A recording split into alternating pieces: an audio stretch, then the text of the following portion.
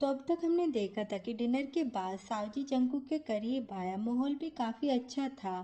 सावजी भी काफ़ी मेहनत कर रहा था। पर जंकुक को फिर भी ऐसा फील हो रहा था कि वो ठीक से कॉन्सेंट्रेट नहीं कर पा रहा है।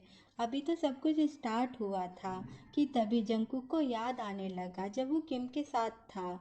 वो याद आते ही वो तुरंत ही सावजी से दूर हो गया और अपना सर पकड़ लिया। सावजी ने वरीडली उससे पूछा कि क्या बात है, आप ठीक तो हो ना। जंगकुक की सांसें भी बहुत तेज हो गई थी, बस ये याद करके कि वो जब किम के साथ होता था उसे कैसा फील होता था।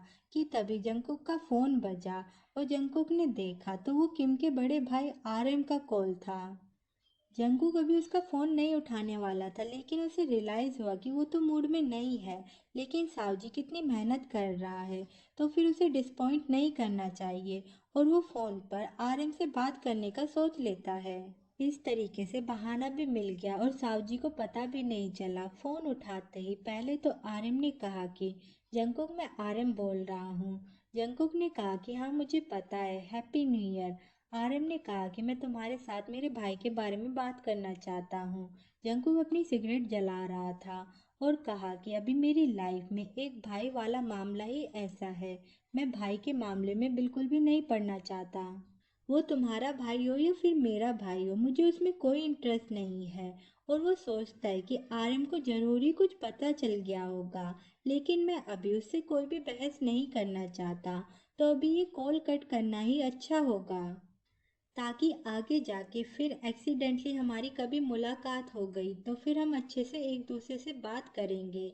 लेकिन वो कॉल कट करे उससे पहले ही आर्यन ने उससे पूछा कि क्या तुम किम के साथ रिलेशनशिप में हो। तो फिर जंकुक ने फिर से कान फोन पर रख लिया। थोड़ी देर साइलेंट रहने के बाद उसने कहा कि तुम्हें जो कुछ भी बोलना है वो बोल दो। आर्यन को जैसे फाइनली पता चल गया हो कि ओ अच्छा, असलियत में जंकुक ही है। उस टोन में उसने कहा कि चलो बात करते हैं।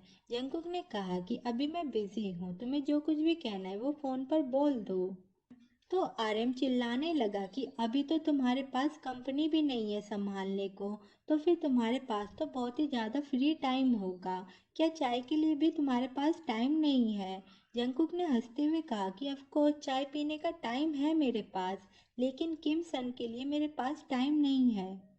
आर्यन ने चिल्लाया कि जंकुक, मैंने सुना है कि तुम लड़कों से अट्रैक्ट होते हो दूसरों की प्राइवेट लाइफ में। मैं कोई भी टांग नहीं अड़ाना चाहता, लेकिन तुम किम से 7 या 8 साल बड़े हो। मेरा भाई अभी भी उम्र में काफ़ी छोटा है और उसका माइंड अभी अनस्टेबल है। मैंने तो ये कभी भी नहीं सोचा था कि तुम बच्चे के साथ ऐसा करोगे।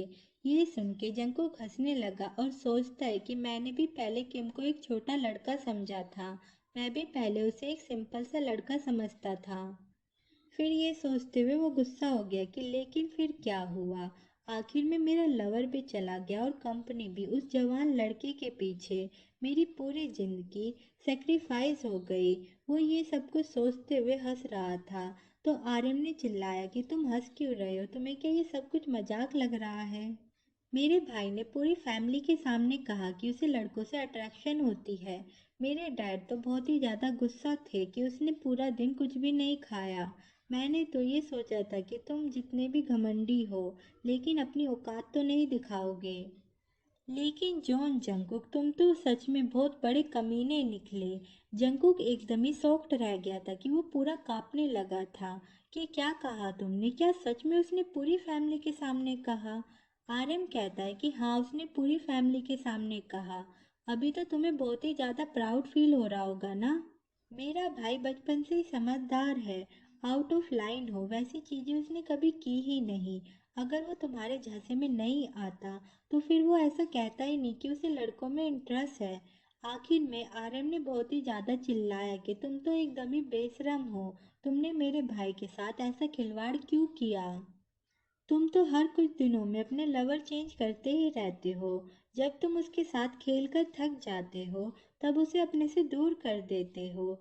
आखिर तुमने मेरे भाई को समझ क्या रखा है।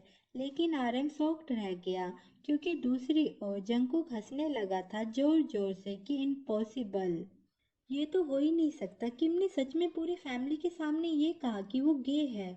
और वो सोचने लगा कि क्या सच में, ये तो किम हो ही नहीं सकता, किम तो अपनी आंखों में छोटी सी धूल भी नहीं सह पाता था, लेकिन अभी तो वो पूरा कीचड़ में कूदने के लिए रेडी हो गया।